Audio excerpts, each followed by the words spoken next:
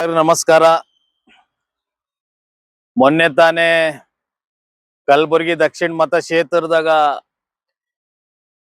ಮಾಜಿ ಶಾಸಕರು ಒಂದು ಸ್ಟೇಟ್ಮೆಂಟ್ ನಾನು ನೋಡಿದೆ, ದತ್ತಾತ್ರೇಯ ಪಾಟೀಲ್ ಅವ್ರದ್ದು. ಇವತ್ತು ಉದ್ನೂರು ಗ್ರಾಮದಲ್ಲಿ ಒಂದು CA ಸೈಟ್ ಕಾಂಗ್ರೆಸ್ ಭವನಿಗೆ ಒಂದು ಗೂಡನ್ಲಿಂತ GDAಲಿಂತ ಒಂದು ಅಲಾಟ್ಮೆಂಟ್ ಮಾಡ್ಕೋತಾರ ಅಂತ ಅವ್ರದೊಂದು ಆರೋಪ ಇತ್ತು.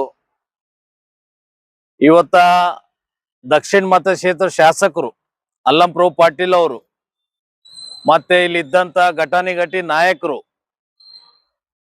ಇವತ್ತು CA ಸೈಟ್ ಅಂದ್ರೆ ಇವತ್ತು ಒಳ್ಳೆ ಒಂದು ಸೊಸೈಟಿ ಕೊಡ್ಬೇಕು, ಒಂದು ಎಜುಕೇಶನ್ ಕೊಡ್ಬೇಕು, ಕೆಲವು ಆಶ್ರಮಗಳಿಗೆ ಕೊಡ್ಬೇಕು, ಒಂದು ಯಾವ್ದಾರ ಒಂದು ಸಮಾಜ ಸೇವೆ ಮಾಡಕ ಅಂತ ಅವಕಾಶಕ್ಕೆ ಒಂದು CA ಸೈಟ್ ಅನುಕೂಲ ಮಾಡಿಕೊಡ್ಬೇಕು. ಸರ್ಕಾರ ಆಗ್ಲಿ, ಇಲ್ಲಿದ್ದಂತ GDA ಕಮಿಷನರ್ ಅವರಾಗ್ಲಿ, DC ಅವರಾಗ್ಲಿ. ಇವತ್ತ ಒಂದು ಕಾಂಗ್ರೆಸ್ ಭವನ್ ಅಂದ್ರೆ ಏನಿದು ಗೊತ್ತಾಗ್ತಾ ಇಲ್ಲ.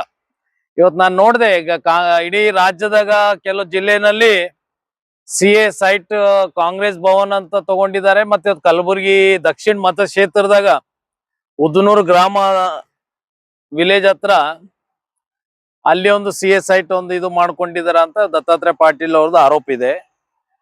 ಇಮಿಡಿಯೇಟ್ ಅದು ನಿಲ್ಸ್ಬೇಕು. ಇವತ್ತು GDA ಕಮಿಷನರ್ ಆಗ್ಲಿ, ಚೇರ್ಮನ್ ಸಾಹೇಬರಾಗ್ಲಿ, ಜಿಲ್ಲಾ ಅಧಿಕಾರಿಗಳಾಗ್ಲಿ, ಇಲ್ಲಿದ್ದಂತ ಉಸ್ತುವಾರಿ ಮಂತ್ರಿಗಳಾಗ್ಲಿ, ಇವತ್ತು ಪ್ರೈವೇಟ್ ಒಂದು ಕಾಂಗ್ರೆಸ್ ಭವನ್ ಅಂದ್ರೆ ನಾಳೆ BJP ಭವನ, JDS ಭವನ್ ಅಂತ ನಾವು ಬಿ ಮತ್ತೆ ಅಪ್ಲೈ ಮಾಡ್ತಾವ, ಮತ್ತೆ ನಮೂನು ಕೊಡ್ರಿ.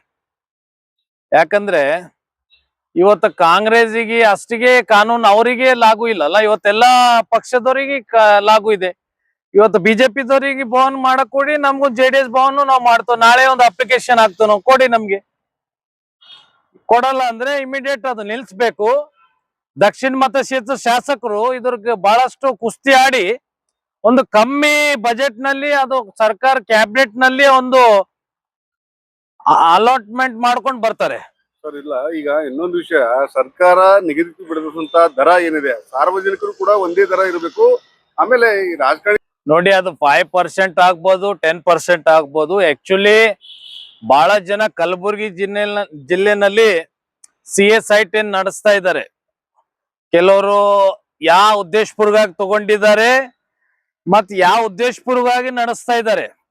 ಈಗ ಉದಾಹರಣೆಗೆ ನೋಡಿದ್ರೆ ನಮ್ ದಕ್ಷಿಣ ಮತಕ್ಷೇತ್ರ ಶಾಸಕರು ಅಲ್ಲಂಪ್ರಭು ಪಾಟೀಲ್ ಅವರು ಗೊಲ್ಲಾಲೇಶ್ವರ ಸೊಸೈಟಿ ಏನ್ ನಡೆಸ್ತಾ ಇದ್ದಾರೆ, ಅಲ್ಲಿ ಟೀಚರ್ ಟ್ರೈನಿಂಗಿಗೆ ಮತ್ತೆ ಕನ್ನಡ ಮೀಡಿಯಂ ಮಾಧ್ಯಮ ಶಾಲೆ ಅಂತ ಅಲ್ಲಿ ಒಂದು CA ಸೈಟ್ ಅವರಿಗೆ ಹಂಚನೆ ಆಗ್ತದೆ. CA ನಮ್ಮ GDA ಕಡೆಯಿಂದ ಇವತ್ತು ಅವ್ರ ಏನ್ ನಡೆಸ್ತಾ ಇದಾರೆ, ನಲಂದ PU ಕಾಲೇಜಿಗೆ ಲೀಸ್ ಮೇಲೆ ಕೊಟ್ಟು ಹಣ ಲೂಟಿ ಮಾಡ್ತಾ ಇದ್ದಾರೆ.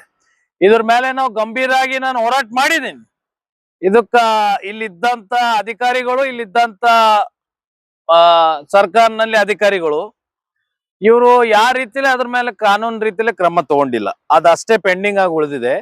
ಅದೇ ತರ ಕಲಬುರಗಿ ಜಿಲ್ಲೆಯಲ್ಲಿ ಕೆಲವರು ಜೆನ್ಯೂನ್ ಆಗಿ ನಡೆಸೋರಿಗೆ CA ಸೈಟ್ ಹೋಗಿ ಕೇಳಿದ್ರೆ ಅವ್ರಿಗೆ ಅವಕಾಶ ಮಾಡಿಕೊಡ್ತಾ ಇಲ್ಲ.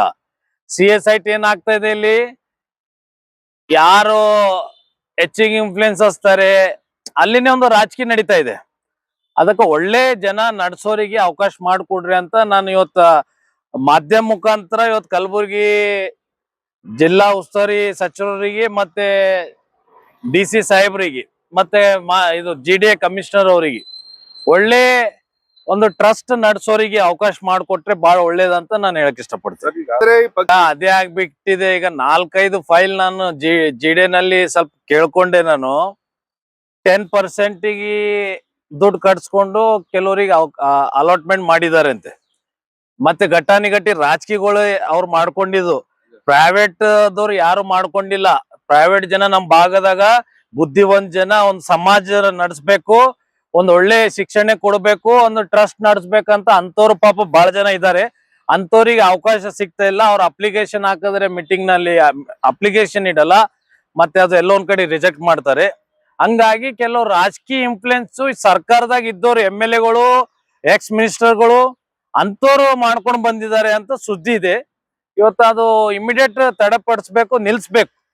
ಯಾಕಂದ್ರೆ ಇಲ್ಲ ನಾಳೆ ಮತ್ತೆ ಬಿಜೆಪಿ ಭವನ JDS ಭವನ್ ಸಲಗ ನಾವು ಅಪ್ಲಿಕೇಶನ್ ಹಾಕೋದ್ ಪಕ್ಕ. ಯಾಕಂದ್ರೆ ನಾವು ಬಿ ನಮ್ಗುನು ರೈಟ್ಸ್ ಇದೆ.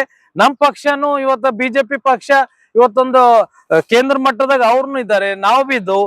ಅದಕ್ಕ ನಮ್ಮನ್ನೊಂದು ಅವಕಾಶ ಮಾಡ್ಕೊಳ್ಳಿ. ಇಲ್ಲಿದ್ದಂತ ಸರ್ಕಾರ, ಇಲ್ಲಿದ್ದಂತ ಅಧಿಕಾರಿಗಳು. ಇವತ್ತು ಕಾನೂನು ಕಾಂಗ್ರೆಸ್ಸಿಗೆ ಅಷ್ಟೇ ಇಲ್ಲಲ್ಲ, ಬೇರೆ ಪಕ್ಷದವ್ರಿಗೆ ಕಾನೂನು ಇದೆ. ಅದಕ್ಕೆ ದಯಮಾಡಿ ಅದು ನಿಲ್ಸ್ಬೇಕು. ಇಲ್ಲಾಂದ್ರೆ ಮುಂದಿನ ದಿನದಾಗ ನಾವು ಮತ್ತೆ ಒಂದು ಭವನ್ ಸಲಗ ಆಗ್ತೋ. ಇಲ್ಲಿ ಇದ್ದಂತ ಅಧಿಕಾರಿಗಳು, ಇಲ್ಲಿ ಇದ್ದಂತ ಮಂತ್ರಿಗಳು ನಮ್ಗೆ ಅವಕಾಶ ಮಾಡ್ಕೊಡ್ರಿ. ನಮ್ ಭವನ್ ಸಲಗ JDS ಭವನ್ ಮಾಡ್ತೋ, ಬಿಜೆಪಿ ಭವನ್ ಮಾಡ್ತೋ.